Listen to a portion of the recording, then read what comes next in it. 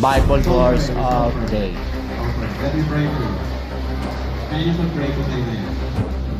Father God, salamat po.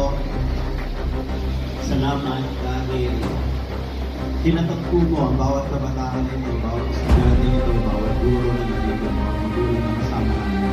And we're so thankful kasi hindi mo kami hinayaan magpatuloy sa amin sa buhay. Pinadala mo ang aming Ama, ang iyong anak, ang iyong Espiritu para sa kasalanan. Salamat po sa iyong pag-ibig. Salamat sa katubusan. Salamat sa pag-ibig.